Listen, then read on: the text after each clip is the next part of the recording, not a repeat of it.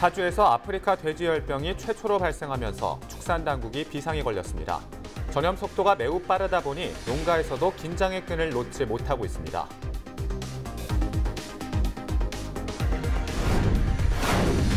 해남군이 적자로 인해 운항을 멈춘 울돌목 거북배 운영에 나섰습니다.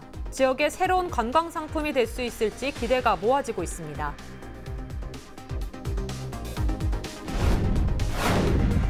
대군산을 제외하고 이렇다 할 관광 자원이 없던 광양시가 이순신대교를 시작으로 경관 조명을 설치합니다. 섬진강까지 경관 조명을 설치해 야경 관광 프로젝트를 시작할 예정입니다. 전남 서남권에서 세계섬 엑스포 유치를 위한 움직임이 시작됐습니다. 민간 단체들은 전국에서 가장 많은 섬을 가지고 있는 점을 내세워 공감대 확산에 주력하기로 했습니다.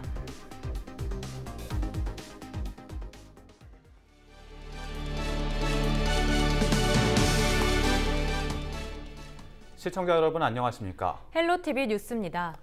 첫 소식입니다. 파주의 아프리카 돼지열병이 우리나라에서 최초로 발생하면서 축산당국이 긴장하고 있습니다. 전염 속도가 매우 빠르고 이렇다 할 백신이 없다 보니 한 번 걸리면 모두 폐사할 우려가 있어 지자체는 물론 농가에서도 차단 방역에 집중하고 있습니다.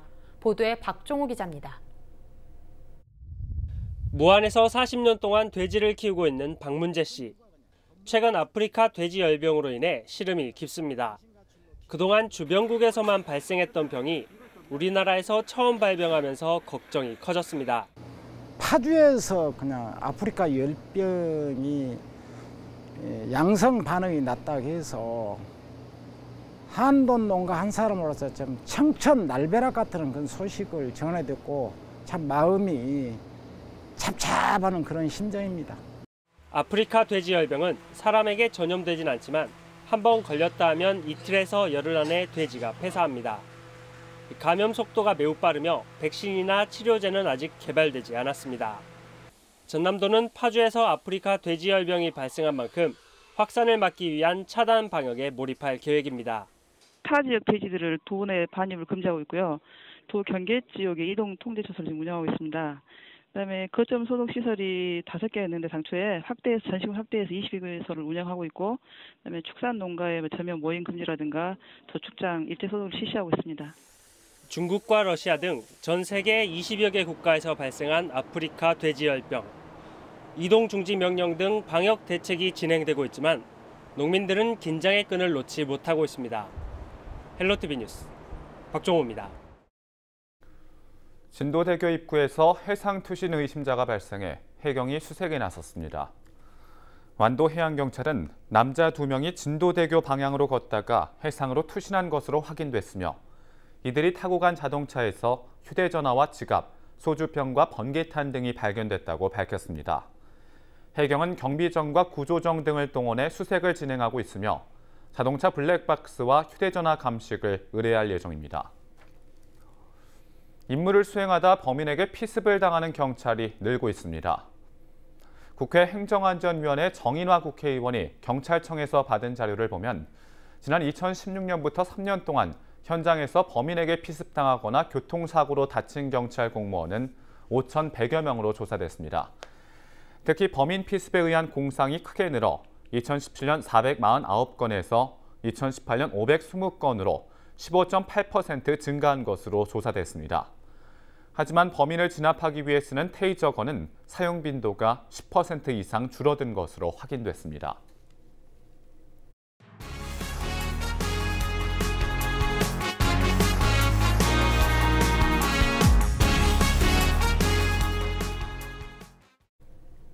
이순신 장군의 명량대첩으로 알려진 해남 울돌목에는 거북배가 유명합니다.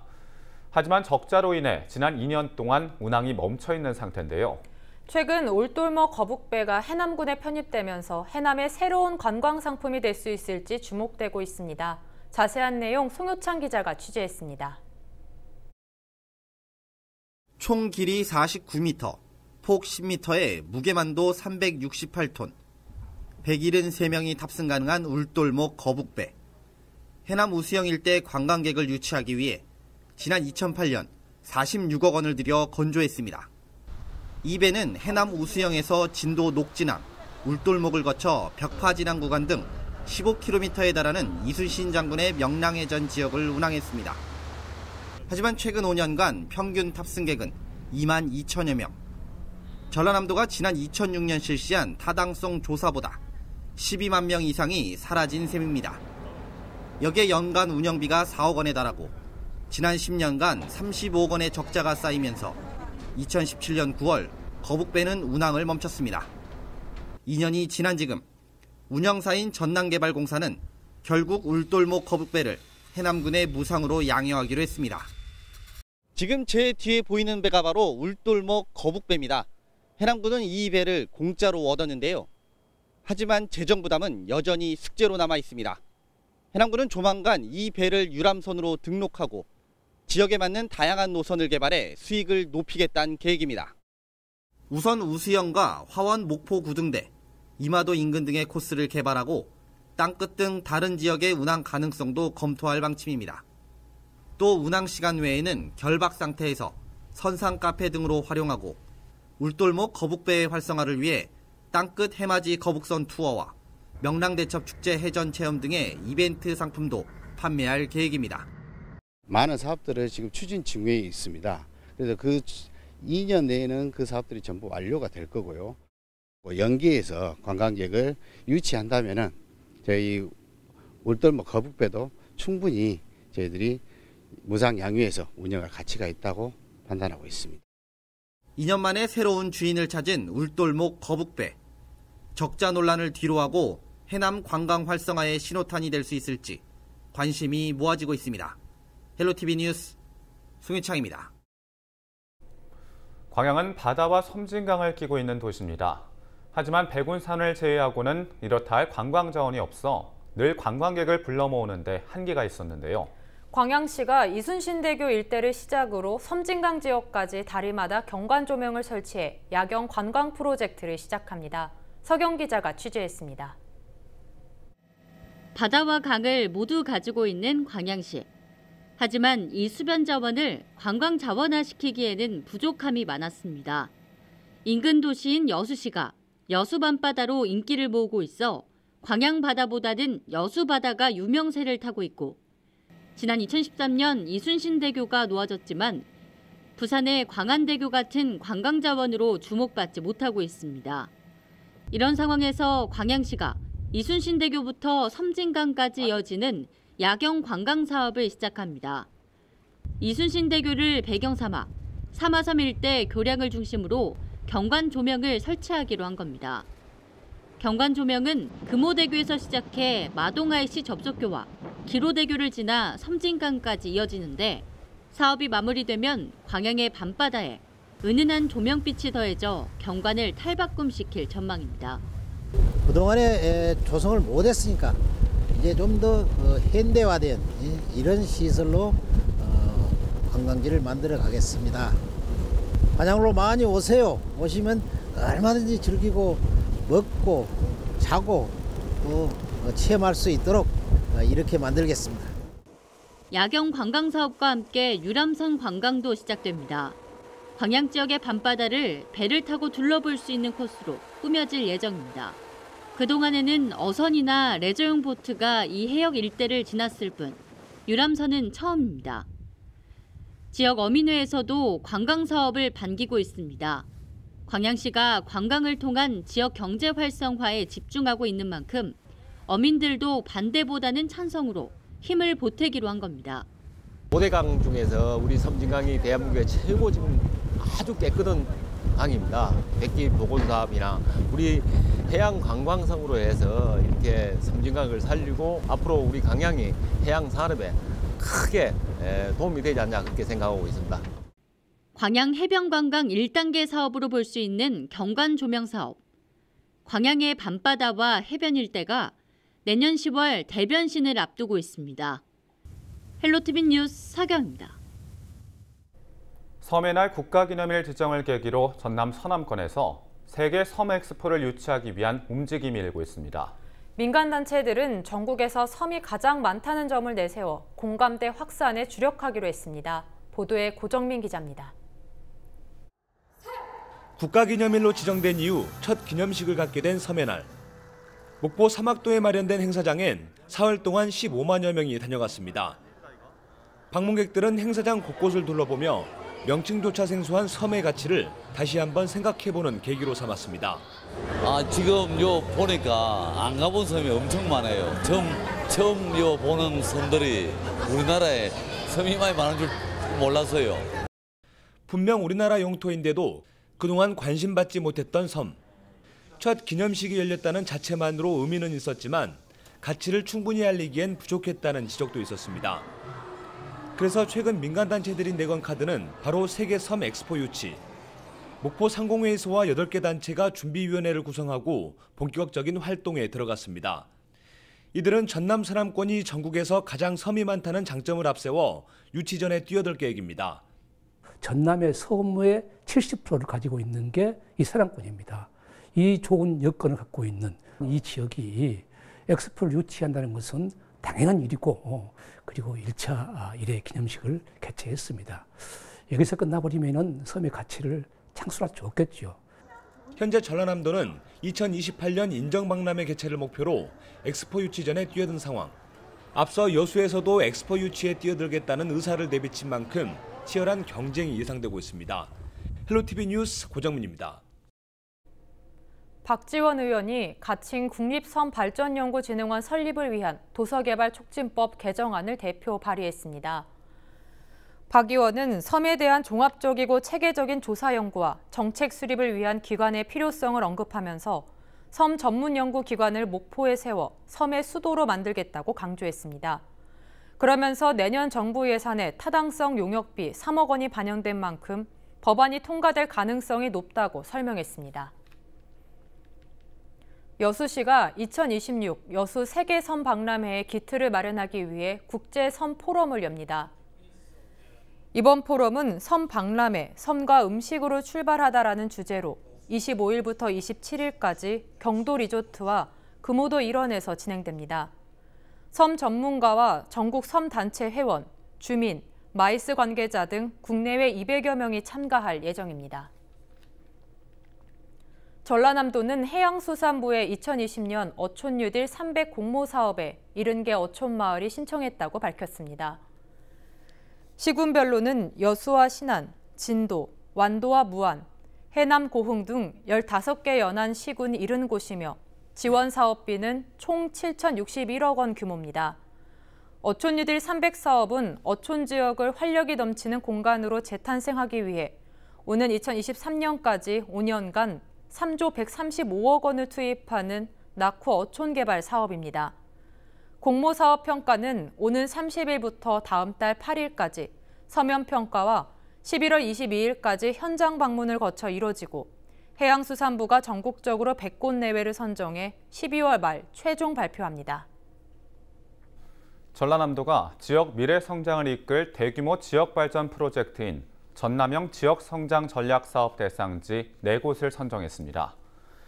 지난 3개월간 공모를 통해 21개 시군 24개 사업을 신청받았으며 동학 4대 전적지인 석대를 연기하는 장흥군의 역사향기 숲 테마공원 조성 사업과 무형문화와 구슬 특화해 진도의 문화와 경제를 활성화하기 위한 진도군의 아리랑 굿거리 조성 사업 등 모두 4곳이 최종 선정됐습니다. 선정된 사업에 대해서는 내년부터 3년간 최대 50억 원의 도비가 지원됩니다.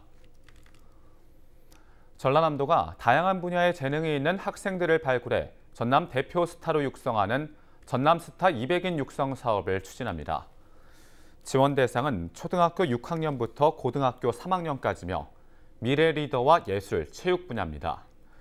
올해와 내년에 각각 70명을 뽑고 2021년 이후에는 추가 선정 후 200명을 유지할 예정입니다. 전라남도는 서류 심사와 면접 시험을 통해 최종 선정할 계획입니다. 정부가 소상인 성공 모델 발굴 확산을 위해 지난해부터 시행하고 있는 100년 가게 사업에 전남 지역 음식점 3곳이 추가로 선정됐습니다.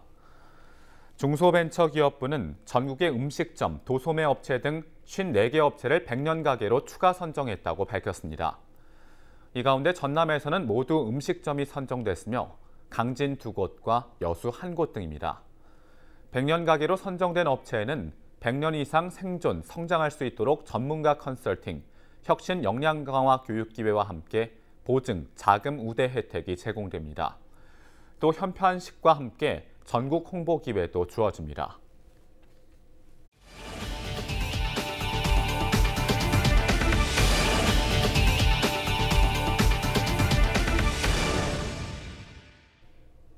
전남 고흥 녹동에서 장흥수문을 잇는 연륙교 사업이 추진됩니다. 남해안 관광벨트 조성 차원에서 추진되는 연륙교 사업은 장흥군과 장흥군의회 건의로 시작됐습니다.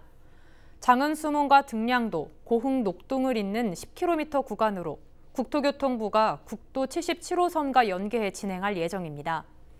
1단계로 고흥 녹동과 등량도를 먼저 연결하고 2단계로 등량도와 장흥수문을 연결할 계획입니다. 사업비는 총 8천억 원이 소요되며 2020년 착공에 들어가 2030년 개통을 목표로 하고 있습니다. 현재 장흥에서 고흥 녹동 간 거리는 100km로 1시간 20분 정도 소요됩니다. 연륙교가 완공되면 거리는 10km로 줄고 시간도 10분대로 단축될 것으로 예상되고 있습니다. 목포시가 제출한 지역 문화재 활용 사업 3건이 내년도 문화재청 공모사업 대상에 최종 선정됐습니다.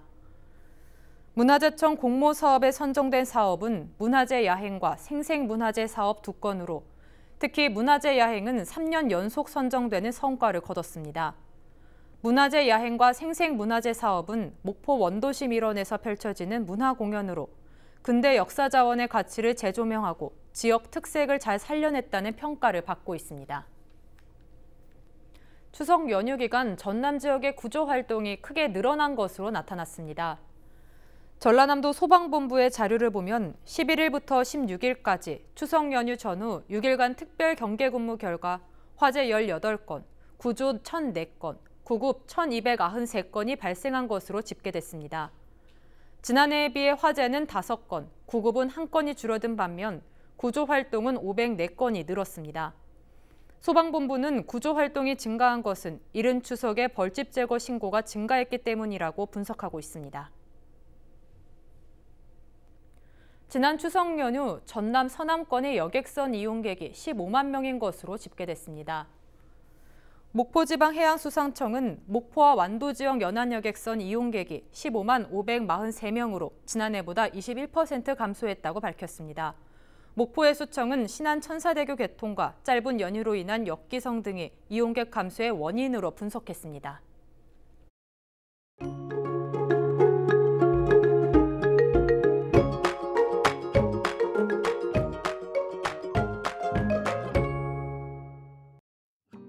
높고 파란 하늘이 드러나는 가을 날씨가 이어지겠는데요.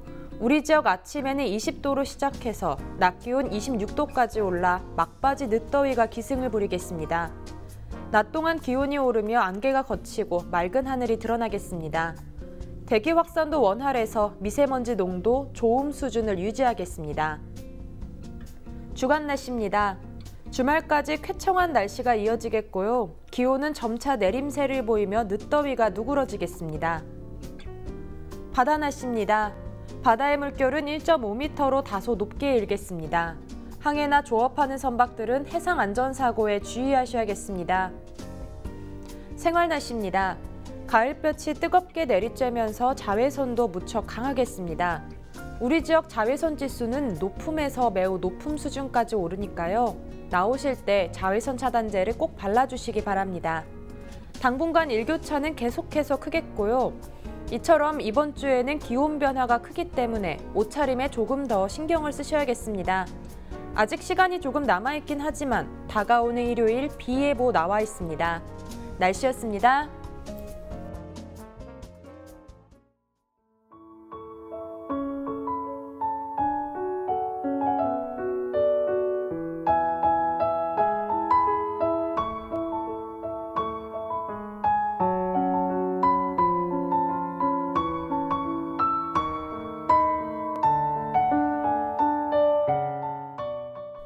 이상으로 헬로티비 뉴스를 마칩니다. 저희는 언제나 지역 주민 여러분 곁에 있겠습니다. 고맙습니다.